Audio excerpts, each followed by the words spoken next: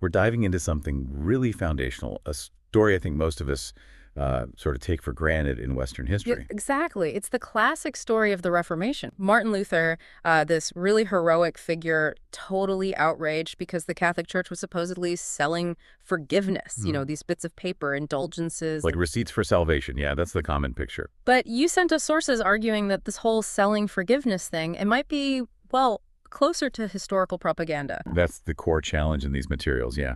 So our mission today, our deep dive, is to unpack this. Was Luther really just fighting financial corruption? Or the pretext for a much bigger, maybe even pre-planned revolt against church authority itself.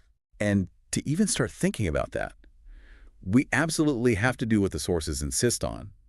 We need to clearly separate the official Catholic doctrine on indulgences, The theology bit. right, the theology, from the abuses that were happening in practice, how they were actually being sold or preached in the late Middle Ages. One's the idea, the other's the messy reality on the ground. Precisely. Because if we conflate those two, we completely miss the point the sources are trying to make. That common idea you mentioned, selling tickets out of hell, or literally selling forgiveness. That's the core piece of propaganda we need to examine. Okay, let's tackle that head on then.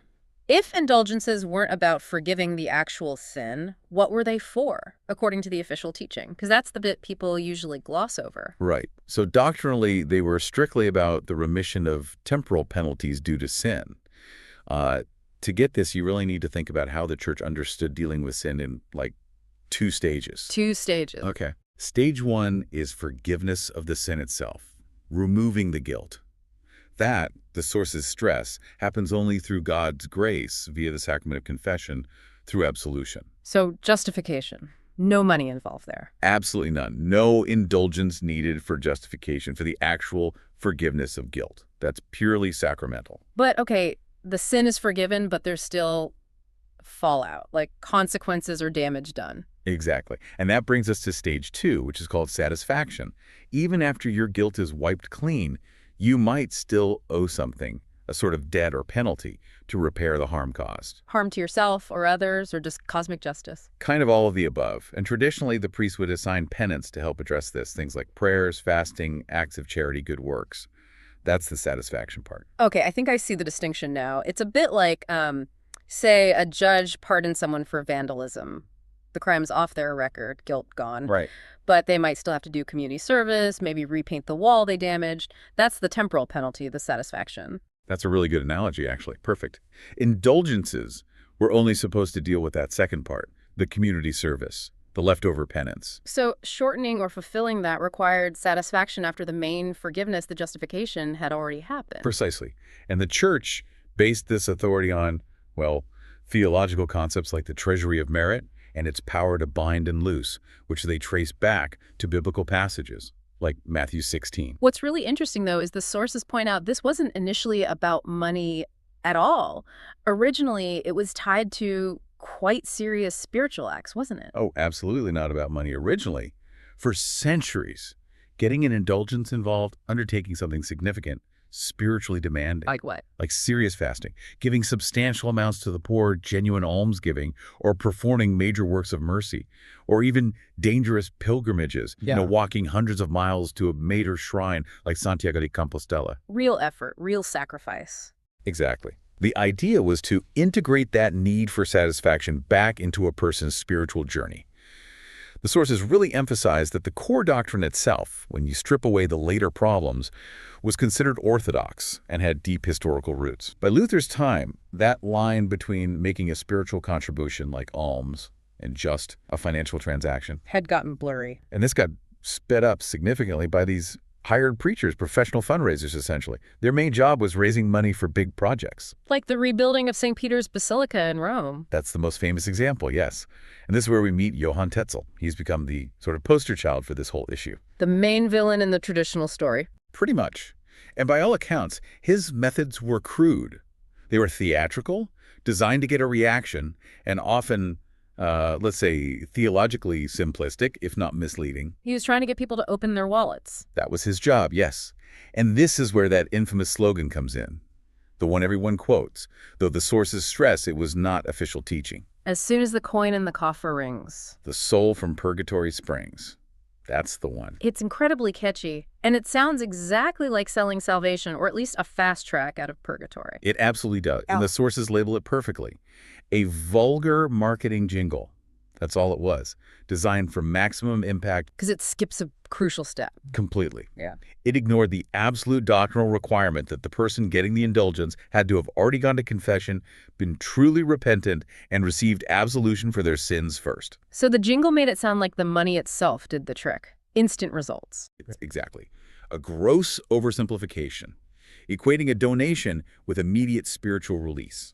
It was bad theology and, frankly, bad practice. Okay, but here's the really critical question the sources need to answer, and I think you, the listener, are probably asking this too. If this was so obviously wrong, doctrinally speaking, why did the church hierarchy, why did Rome seem to let Tetzel and others get away with it for so long? Doesn't it suggest profit won out over principle? That's the natural conclusion to draw. But the sources argue it's more complicated. They draw a distinction between, say, local enforcement problems and central church policy or intent. They argue the church wasn't just idly ignoring it. They were trying to fix it. Yes. There were attempts already underway to address the abuses before Luther even hammered his theses to the door. What kind of attempts? Well, various popes, like Sixtus V back in the late 15th century, and even Leo X, the pope during Luther's time, had issued bulls condemning overly crude or mercenary preaching of indulgences. Okay, papal statements. But were they effective? Maybe not always on the ground level. But perhaps more significantly, there was systemic reform being discussed through the church councils. Specifically, the Fifth Lateran Council, Lateran V. Lateran V, when was that? It ran from 1512 right up to March 1517. And its agenda explicitly included calling for reform and restraint in how indulgences were preached. It also tackled broader issues, like simony buying church offices and bishops not living in their diocese. Okay, wait. March 1517. Luther posts his 95 Theses in October 1517. Exactly. The timing is incredibly important here. Lateran V was wrapping up its work just as Luther was making his public protest. So the argument is Luther wasn't necessarily attacking a completely corrupt, stagnant church that refused to see the problem. He was striking while the church was already engaged, maybe slowly, maybe imperfectly, but officially engaged in an internal process to reform the very abuses he was highlighting. That does change the picture. It suggests Luther's protest wasn't just about cleaning up Tetzel's act. It must have gone deeper or escalated very quickly. That's precisely the argument. Indulgences, the financial corruption aspect, became the visible trigger, the moral high ground, the pretext. For something else. For a much more fundamental, comprehensive doctrinal revolt.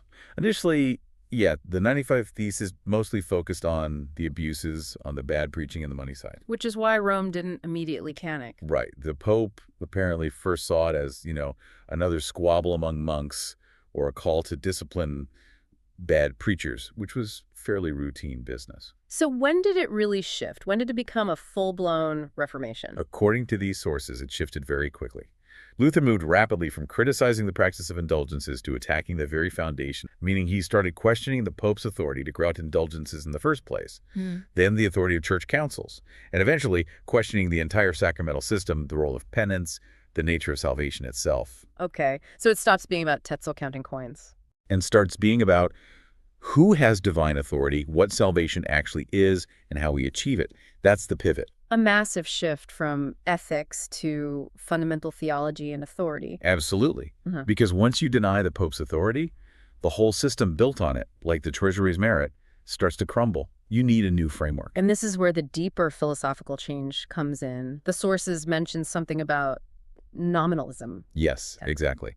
The sources argue that the real driver wasn't just the indulgence issue, but a fundamental shift in underlying philosophy and theology that Luther represented. He moved away from the traditional Catholic view, Which was? which broadly speaking saw human reason and free will as capable of cooperating with God's grace, a kind of synergy, towards something quite different, towards a voluntarist, nominalist understanding. Now, without getting lost in medieval philosophy, think of it like this. Instead of cooperation, this view emphasizes God's absolute sovereign will. Salvation isn't something you cooperate in. It's decreed by God unilaterally.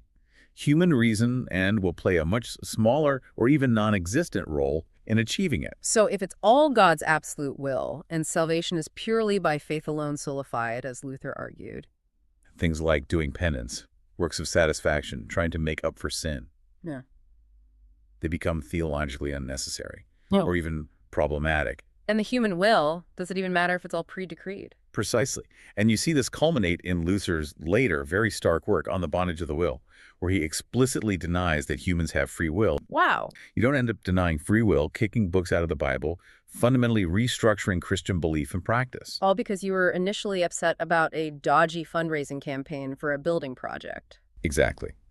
The sheer scale of the theological revolution Luther initiated strongly suggests the initial disagreement was far deeper than just the practice of selling indulgences. So the corrupt indulgence system story, while having a kernel of truth about the abuses, Becomes, in this view, the convenient, emotionally powerful narrative, maybe even exaggerated propaganda, used to justify introducing a radically different theological and philosophical system. a system based on this voluntarist, perhaps Occam-influenced idea of God's absolute will. That's the synthesis emerging from these particular sources. Acknowledging the reality of the abuses, yes, but seeing the core driver as a profound dispute over dogma, authority, the nature of grace, and the role of human will. Right. So recapping for everyone listening, the sources challenge the simple story. They argue the indulgence controversy was less the cause of the Reformation and more the occasion for a deeper philosophical break. A break rooted in differing views on fundamental questions about God, humanity, reason, and will. Which forces us to reconsider the Reformation's origins. Maybe less about a purely moral crusade against external corruption. And more about an internal, profound clash of theological and philosophical worldviews influenced by late medieval thought currents like nominalism, associated with thinkers like William of Ockham.